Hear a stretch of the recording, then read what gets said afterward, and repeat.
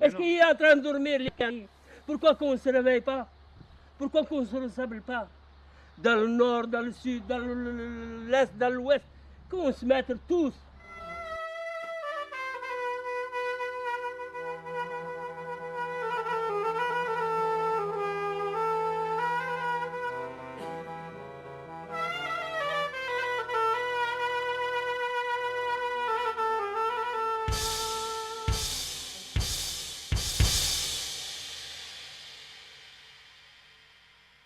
Je crois que aussi les conditions ne sont pas encore venues pour des visites de Harki, ça il faut que je le dise. C'est exactement comme si on demandait à un Français de la résistance de toucher la main à un collabo. Donc c'est très vieux. On n'est pas du tout de collabo, non? Combien de temps est restée la France à l'Algérie? Qui c'est qui connaît qu'il était algérien ou français à cette époque-là? Aujourd'hui, 50 ans après le début du conflit franco-algérien, qui sont donc ces harkis, considérés comme des traîtres par l'Algérie, désavoués par la France, mais dont on ignore toute l'histoire.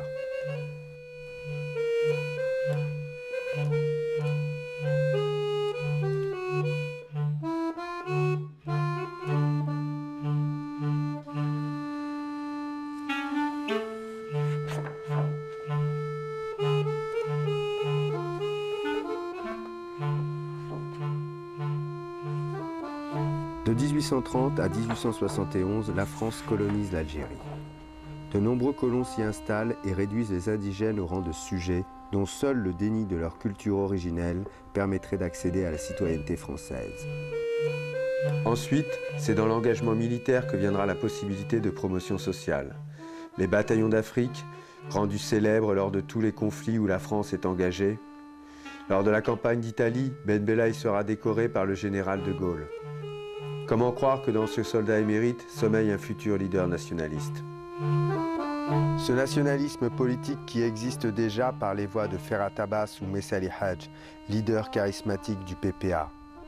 Parti politique rendu clandestin par le régime de Vichy. Cette France occupée, libérée par ces soldats d'Afrique du Nord. En mai 1945, à Sétif, Guelma, le peuple algérien exprimera son aspiration à l'indépendance et sera réprimé dans le sang. Novembre 54, l'Algérie s'embrase. De la négociation politique, on passe à l'insurrection, à la révolution armée pour l'indépendance. Durant cette guerre sans nom, l'armée française engagera jusqu'à 180 000 supplétifs musulmans, nombre bien supérieur à la totalité des effectifs du FLN et de l'ALN réunis en 1960. La population attentive, soumise aux pressions des deux camps, hésite. Globalement, majoritairement, y compris pour les harkis, elle n'est pas contre cette indépendance. Ma mère, elle est partie avec, je me rappelle, du sucre, du tabac et de lait pour mon petit neveu. Et qu'il avait 4 mois. Alors donc, ma mère, elle est partie et malheureusement, elle se trouvait dans une embuscade des Falagas. Ils l'ont pris. Il y avait d'autres femmes, ils ont tué ma mère et 5 cousins et une dame qui habite pas loin de chez nous. Voilà. Alors, moi, franchement, une guerre, c'est jamais propre. Bon, mes frères, qu'est-ce qu'ils ont fait? Bon, ceux qui étaient restés dans le civil, ils sont rentrés dans l'armée militaire, enfin dans l'armée française. Mais nous étions pour l'indépendance d'Algérie. Il ne faut pas que se trompe. Mais dans la mesure où les FLN, ils ont tellement massacré de cette population. Les harkis, ce sont d'une part des Algériens comme les autres, pris dans la tourmente d'une guerre civile. Je veux dire qu'il n'y avait pas de communauté harki, pas de peuple harki avant le 1er novembre 1954. Guerre civile qui naît dans le sein d'une société à deux vitesses, où la richesse des colons contraste avec la misère indigène. Misère qui poussera souvent l'indigène à s'enrôler dans une armée qui lui offrira une solde bien supérieure aux revenus du simple fellah. J'ai fait mon devoir. Tout en étant dans l'armée française, j'ai fait mon devoir de sauver des êtres humains. Mes frères et mes sœurs algériens.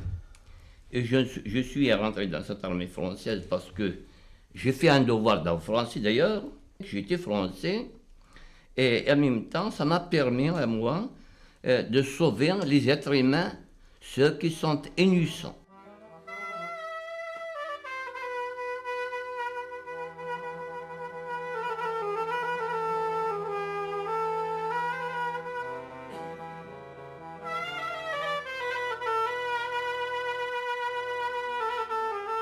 Et en plus, le moment de la guerre, il faut que tu sois d'un côté ou de l'autre. Hein. Ou bien il faut partir Falague, ou bien il faut aller à l'armée française, un des deux. Sinon, moi j'ai plein de familles qui sont morts. Là ou bien tu te fasses gorger par les Algériens, ou bien l'armée française, ils viennent te prendre aussi, ils tuent.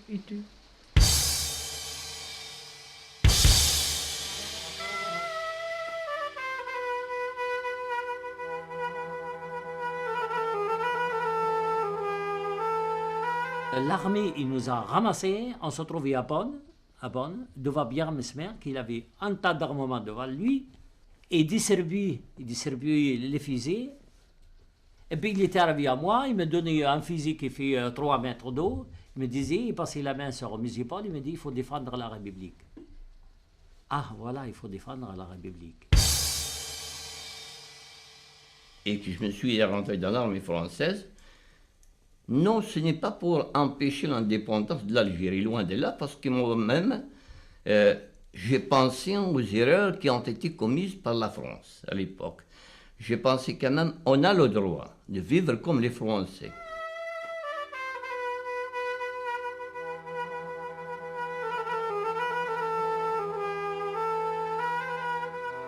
Vous savez, l'armée ne fait pas de cadeaux. Hein. Toute population algérienne digène, tous ces jeunes-là, les rafles, ils sont pris dans les rafles. Il représente les exactions aussi de l'armée française, de cette violence coloniale. Il représente aussi des témoins de la violence révolutionnaire. Alors maintenant, on peut se poser la question, est-ce qu'on peut justifier une violence révolutionnaire et non une violence coloniale? Et là, la question des harkis entre à l'intérieur de cette problématique.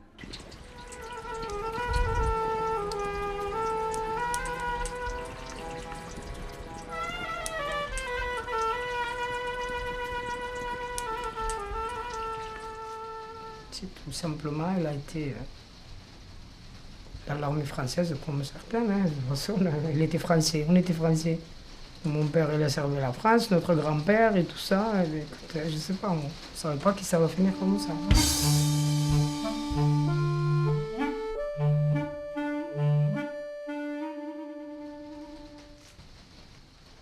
Moi, j'ai connu le drapeau algérien car les Sicilveux. Car il y avait les Sicilveux, ils ont sorti le drapeau. C'est là où j'ai connu le drapeau algérien. Je ne connais pas. Donc on ne peut pas dire qu'on a choisi l'autre ou l'autre ou l'autre. Il y en a beaucoup qui s'engagent à l'armée. Hein. Même ici en France, il y a des gens qui s'engagent. Hein. Pour beaucoup, en tout cas, dans ma famille, certains, et pour beaucoup, étaient des poilus, c'était battus en 14-18. Moi, j'ai visité le cimetière d'Amboise, où il y a encore des non-Zéraoula qui se sont sacrifiés en 39-45, des familles qui se sont sacrifiées à Dien Bien Phu, au Vietnam, pour ensuite continuer leur engagement et leur fidélité par rapport à la France pendant la guerre d'Algérie.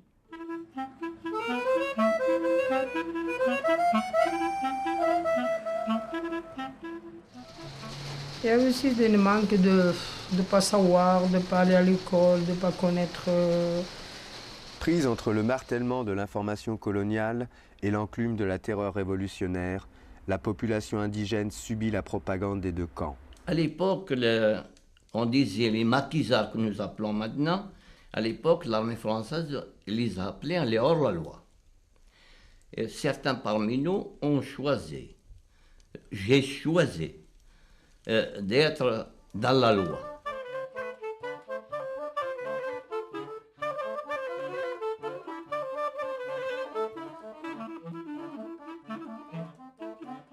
Jusqu'à l'indépendance, ils disaient le Falaga. Moi, quand j'ai entendu le mot de Falaga, j'ai peur. Falaga, pour moi, c'est des criminels, c'est de Sassen, je sais pas, vous savez. C'était ça pour moi. C'est vrai, il n'y a qu'après, même peut-être 20 ans après, qu'on commence à se rendre compte que c'est comme ça et comme ça.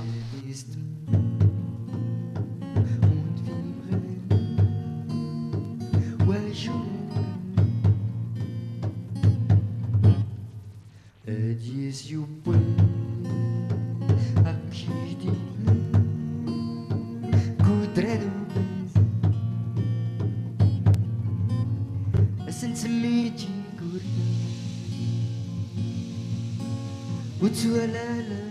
Rien ne permettait de prévoir que le fait de prendre parti pour la France les obligerait un jour à perdre leur pays et à être déracinés de leur milieu d'origine.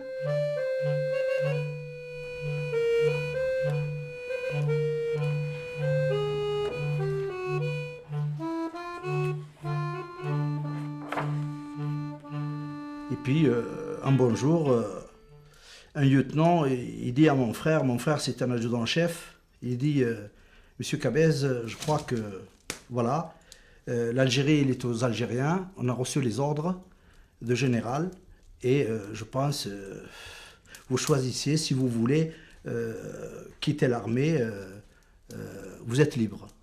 Mon frère, il regarde, il a dit, comment je suis libre? Vous savez que moi, si je sors vers le civil,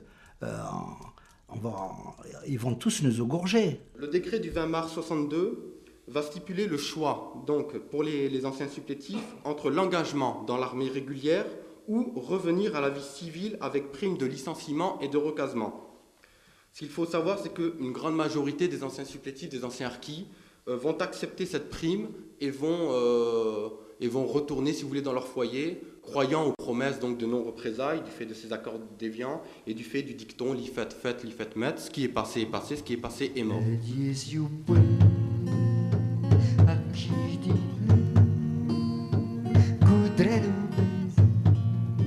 ne peux pas courir pendant plus de 3 ans derrière quelqu'un et d'aller l'embrasser sur la joue ou lui serrer la main. Parce que à l'époque, c'était, comme on dit, comme il dit mon père, je préfère que sa mère pleure que ma mère. Pour les militaires français, il n'était pas question, que les anciens harkis rejoignent avec armes et bagages donc les maquis FLN, ou il y avait aussi cette peur que certains harkis aillent rejoindre les maquis OAS, enfin maquis supposés.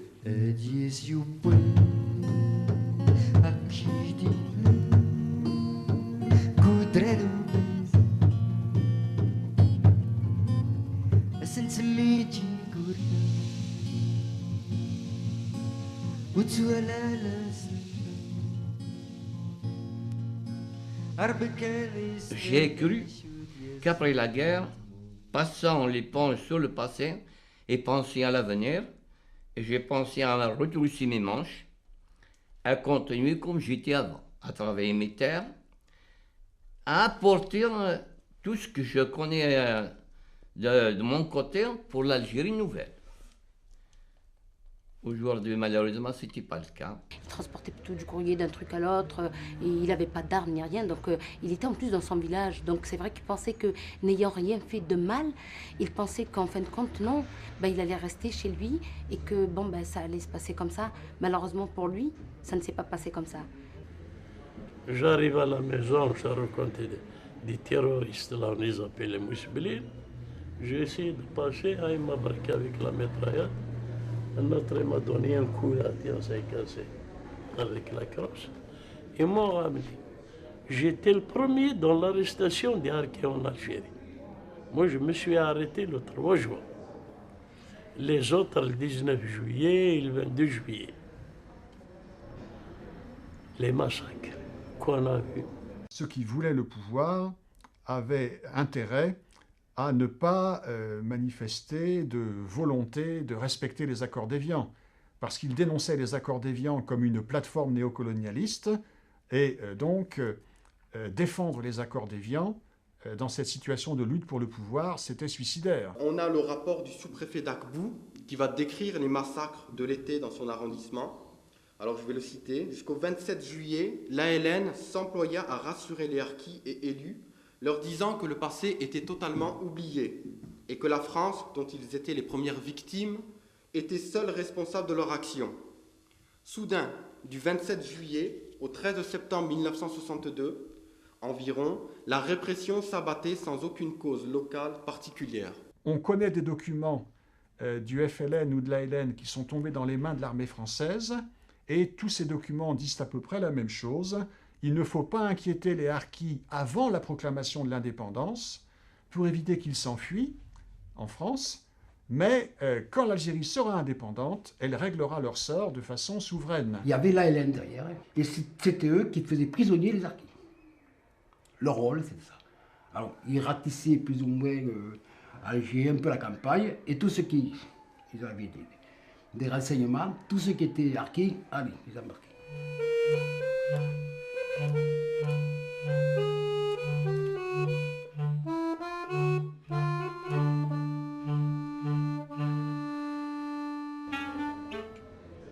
Ils ont tué 12 personnes. Il nous a dit, vous allez les enterrer. On a creusé à peu près 35-40 cm, c'est tout. Tu le mets dedans et te diras, mets-le à terre. Un, il n'est pas mort, il me tient par là. Je ne peux pas l'oublier. Vous avez enterré des gens qui étaient encore vivants? Oui, et il n'est pas mort. Je te dis qu'il m'a tenu par là. Je lui ai attaché. Ils ont abandonné les harkis. Ils ont abandonné les harkis. Les gens qui sont mourir là-bas pour rien du tout, qu'on court derrière le GMC ou derrière le 4x4 pour monter et les soldats ils t'écrasent les mains, ils tombent par terre et les autres ils viennent faire le travail. Tu as compris? Ils rigolent, ça ils ont oublié ça. Ils ont oublié. Ils ont oublié les jours là.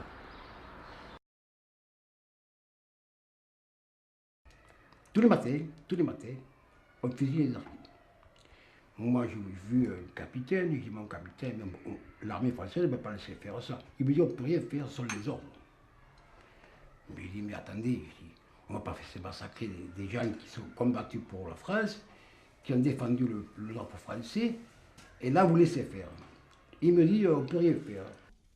Moi, j'ai dit, le harki, le français musulman, a combattu côté de la France. La France, elle doit le protéger. N'importe quel moyen.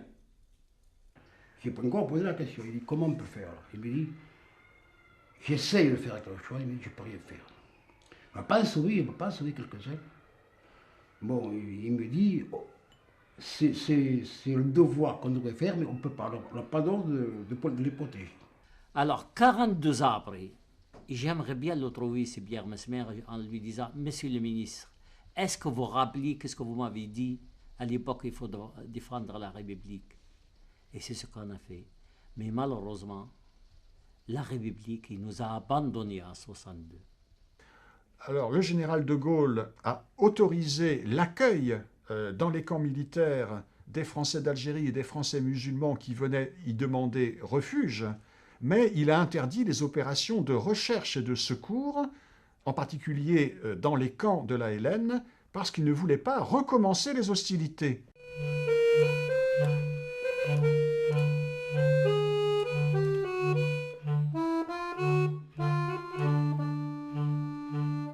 À partir de fin 62, alors qu'il n'y a plus de guerre civile, il y a une épuration officielle. Alors on a plusieurs sources qui le démontrent.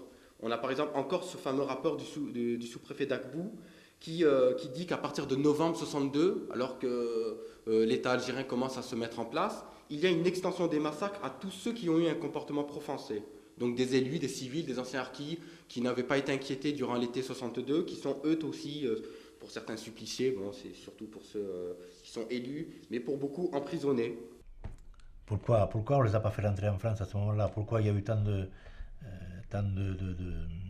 harkis massacrés en Algérie, alors qu'il était très certainement possible de les rapatrier en France?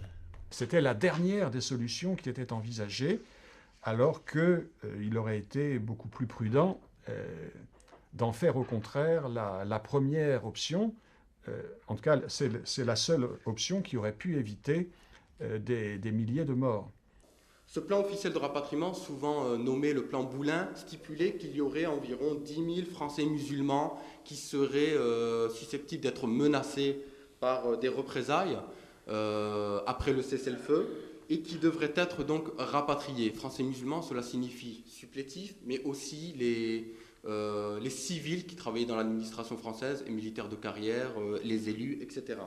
C'est-à-dire que De Gaulle ne s'oppose pas à ce que l'on accueille en France des harkis qui sont réellement menacés. Donc ce qu'on peut lui reprocher, c'est d'avoir délibérément sous-estimé le nombre des harkis qui étaient vraiment menacés. Alors ce plan a effectivement été concrétisé, mais après les fameuses circulaires de Louis Joxe ou du ministre de la Défense Pierre Messmer, daté du 12 ou du 13 mai 1962. Le commandant de compagnie, il m'a dit la vérité, les 4 vérités. Il est venu me voir, il m'a dit, écoutez, c'est l'indépendance. Si tu veux partir en France, je m'occupe de toi. Et si tu veux rester en Algérie, ça c'est un problème. Eh bien, moi j'ai demandé de partir en France. Entre-temps, le télégramme de Louis Joxe à l'époque, c'est arrivé. Paris la route à la communauté harki. Alors, donc ces circulaires ordonnaient donc de rechercher et de sanctionner les officiers qui faisaient passer leur harki en France sans passer par la voie hiérarchique, et ils menaçaient même de refouler ceux qui arriveraient en métropole sans autorisation. Personne qui passe, sauf que si la communauté harki veut rentrer, s'engager dans l'armée active, là d'accord. Et c'est ce que je fais là. Alors, je me suis intégré dans l'armée active, et puis naturellement, j'ai pris le bateau le 3 juin 1962.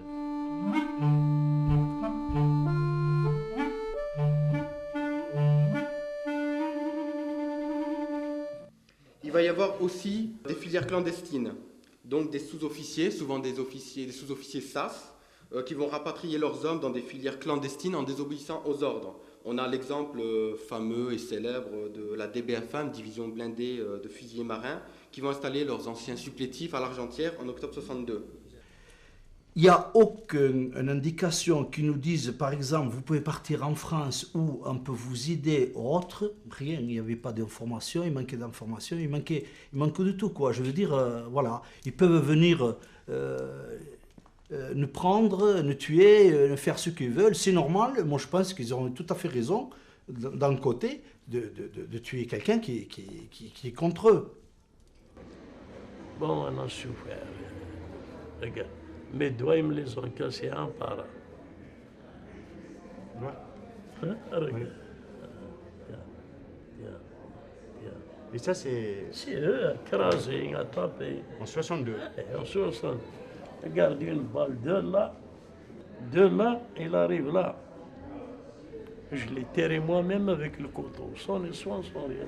Mais De Gaulle disait, les harkis ne sont pas des Français, on ne peut pas parler de rapatriement dans leur cas, puisque la France n'est pas leur pays d'origine. S'il faut les admettre en France, ce serait uniquement en tant que réfugiés. Mais pour cela, il faut qu'ils courent des dangers en Algérie. L'Algérie, c'était la France. Il faut que les gens se remémorent qu'il n'y avait pas de nation algérienne qu'à partir du 4 juillet 62, que jusqu'au juillet 62, c'était la France. Tant que l'Algérie n'était pas devenue indépendante, tous les habitants de l'Algérie restaient citoyens français. Et au nom de quoi pouvait-on interdire à des citoyens français de passer d'une partie du territoire à une autre? Et au nom de quoi pouvait-on les refouler? Cela veut dire qu'on les considérait déjà à l'avance comme des Algériens étrangers. Je suis venu français, je n'ai pas cherché la nationalité française. Moi, je suis venu français, c'est parce que je suis repatrié. Je ne suis pas réfugié, je suis repatrié de l'Algérie française. Il est venu par force, parce qu'il y a le couteau derrière moi.